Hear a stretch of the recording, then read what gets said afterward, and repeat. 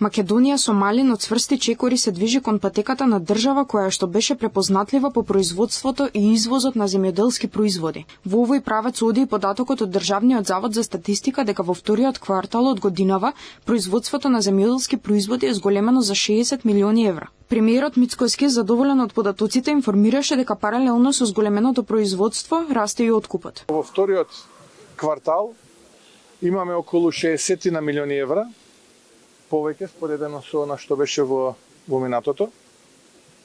Имаме над 26-27% повеќе откупени земјоделски производи споредено со истиот период минатата година, кои што како количина се за 7% повеќе споредено со истиот период од минатата година. Земјоделците остануваат еден од приоритетите на македонската влада.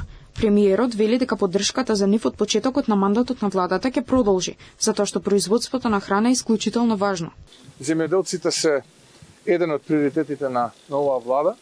Тоа го покажавме изминативе цели 14 месеци, сега сме веќе 15 месец како што сме избрани како влада и очекувам во таа насока да продолжиме во иднина, затоа што производството на храна ни е исклучително важно.